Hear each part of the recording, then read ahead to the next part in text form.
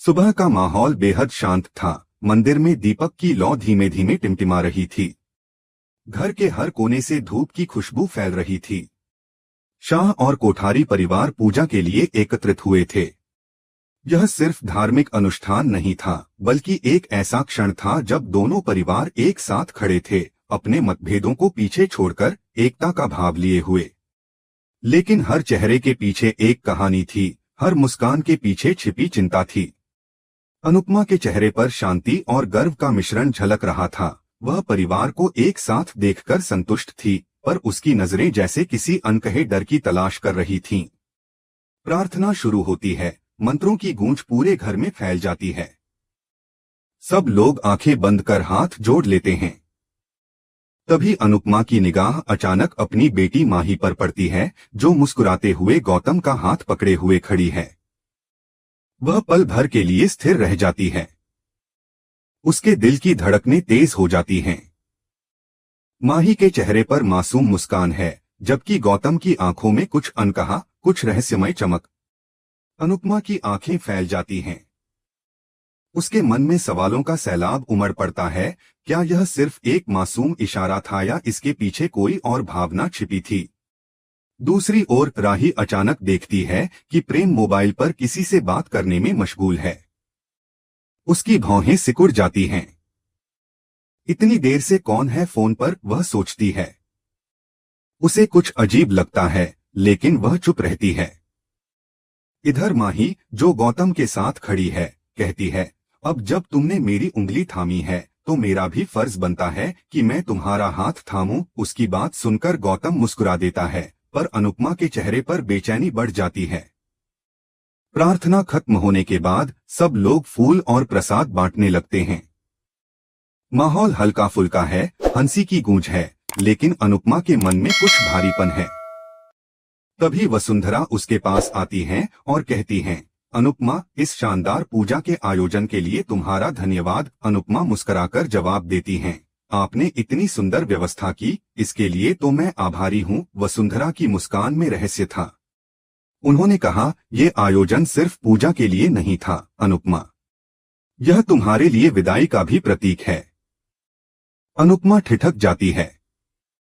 विदाई? उसकी आवाज में हैरानी थी। वसुंधरा ने गंभीर स्वर में कहा, हाँ, अब तुम्हें जाना होगा। तुम्हारे सपने, तुम्हारी जिम्मेदारियां तुम्हारा इंतजार कर रही हैं। अब इस घर की चिंता छोड़ दो। तुम्हारे बच्चे बड़े हो गए हैं, उन्हें अब माँ की जरूरत नहीं। अनुपमा ने दृढ़ता से कहा, बच्चे कभी इतने बड़े नहीं होते कि माँ की जरूरत न रहे। उम्र चाहे जो हो, माँ हमेशा उनके साथ रहती है।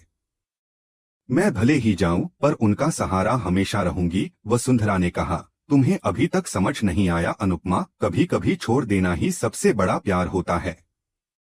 वातावरण में अजीब सी खामोशी छा जाती है। सब तैयारियों में लगे हैं, लेकिन अनुपमा के मन में अशांति है।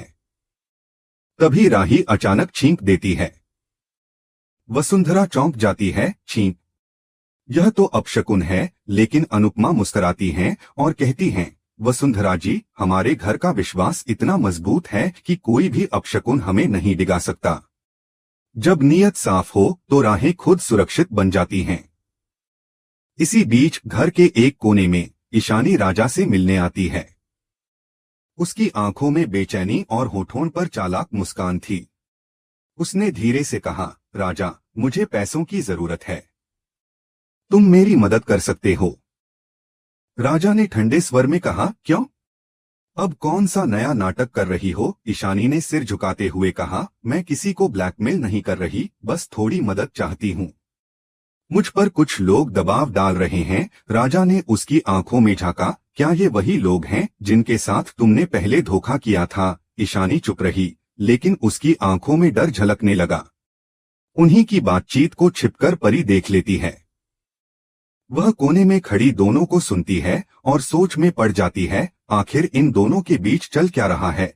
राजा और ईशानी का अजीब सा बर्ताव उसे और उलझन में डाल देता है।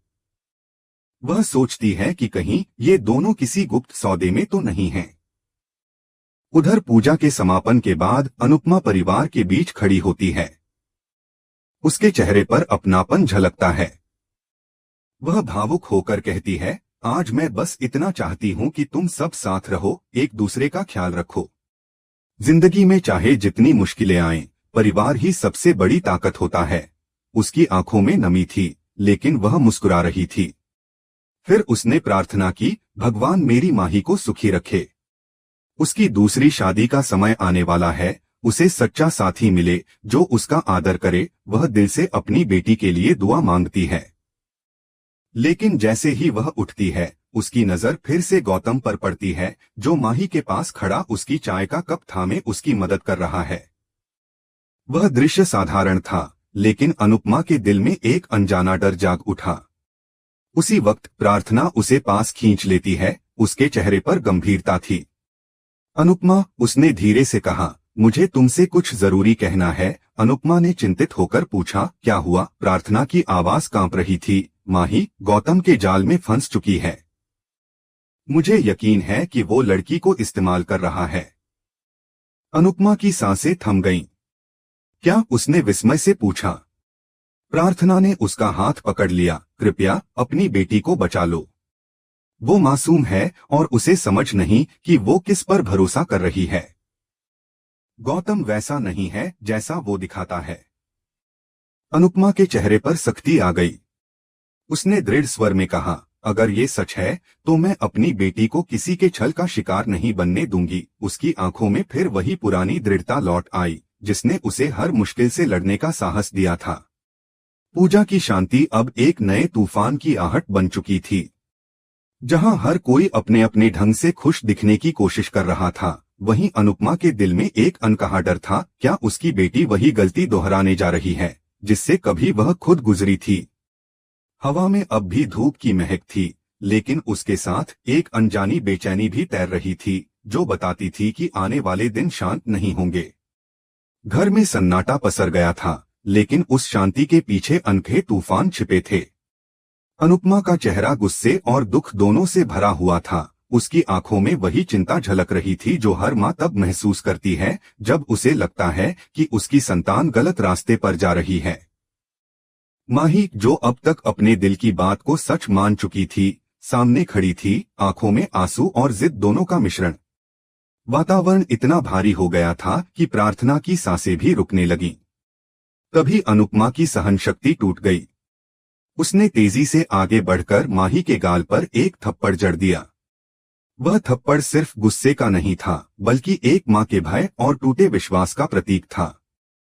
माही ने आंखों में आंसू लिए गुस्से से कहा कि उसकी माँ ने उसके साथ छल किया है और प्रार्थना को भी इस साजिश में शामिल बताया।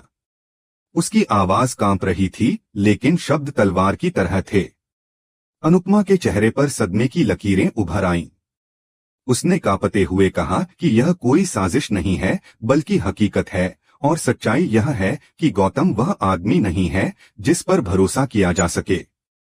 वह चाहती थी कि उसकी बेटी यह समझे कि जिस आदमी को वह प्यार समझ रही है, वह सिर्फ एक छलावा है। प्रार्थना ने माही के करीब जाकर धीरे से कहा कि वह उसके भले के लिए बोल रही है, लेकिन माही ने उसकी तरफ मुंह फेर लिया और ताना मारा कि यह सब ईर्ष्या का नतीजा है।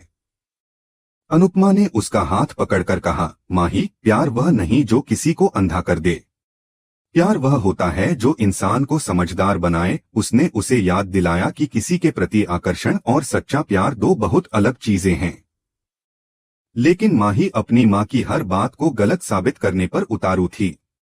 माही ने झटके से हाथ छुड़ाकर कहा कि गौतम उसकी जिंदगी है, और अगर वह उसे नहीं पा सकी तो जिंदगी का कोई मतलब नहीं। अनुपमा ने आंखें मूंद लीं, जैसे उसकी आत्मा उस पल टूट गई हो। प्रार्थना ने भी उसे रोकने की कोशिश की, पर माही ने उसे घूरते हुए कहा कि वह अपने फैसले खुद ले सकती है। वह बोली कि गौतम बदल गया है और उसे दूसरा मौका मिलने का हक है। अनुपमा ने गहरी सांस लेकर कहा, मौके उन लोगों को मिलते हैं जो अपनी गलती समझते हैं, धोखा देने वालों को नहीं। लेकिन माही जैसे सुन ही नहीं रही थी। तभी गौतम वहां पहुंचा। उसका चेहरा शांत था, लेकिन उसकी आंखों में चालाकी की झलक थी। अनुपमा की नजर जैसे ही उस पर पड़ी, वह सब समझ गई। माही ने बिना कुछ कहे उसका हाथ पकड़ लिया और सबके सामने घोषणा कर दी कि वह अब उसी के साथ जाएगी। प्रार्थना ने घबराकर अनुपमा की ओर देखा, जैसे आसमान टूटने वाला हो। गौतम ने एक नकली मुस्कान दी और माही को धीरे से बाहर ले गया। पीछे खड़ी अनुपमा की आंखें नम हो गईं और वह वहीं बैठ गई जैसे उसके पैरों से जमीन खिसक गई हो। प्रार्थना ने रोते हुए कहा कि वह अपनी बेटी को बर्बाद होते नहीं देख सकती और अनुपमा से उसके लिए कुछ करने की गुजारिश की। अनुपमा की आंखों में दृढ़ता लौट आई। उसने कहा कि चाहे माही सुनने को तैयार न हो, लेकिन वह उसे इस खाई में गिरने नहीं देगी। मैं मां हूं, हार मानना मेरे स्वभाव में नहीं, उसने शांत परंतु दृढ़ आवाज में कहा। रात धीरे धीरे बीत रही थी। घर के कोने में बैठी अनुपमा बार बार वही दृश्य याद कर रही थी, वह थप्पड़, माही के आंसू, गौतम की चालाक मुस्कान। उसे पता था कि आने वाले दिन कठिन होंगे। तभी पीछे से हंसमुख की आवाज आई, अनुपमा तुम जा रही हो तो घर सूना सूना लगेगा। उसकी आंखें भर आईं, लेकिन वह मुस्कुराई, घर मेरा नहीं, मेरा आशीर्वाद यहाँ रहेगा। उसी समय दरवाजे पर कदमों की आहट हुई। परी रोते हुए अंदर आई, उसका चेहरा डर और सदमे से भरा हुआ था। उसने कहा, मैं अब राजा के साथ नहीं रह सकती। सबने हैरानी से उसकी ओर देखा। वह कांपती आवाज में बोली, राजा और ईशानी, उनका रिश्ता। मैंने अपनी आंखों से देखा। अनुपमा के पैरों तले जमीन खिसक गई। घर में सन्नाटा छा गया। हंसमुख ने उसे संभालने की कोशिश की, लेकिन परी का रोना थम नहीं रहा था।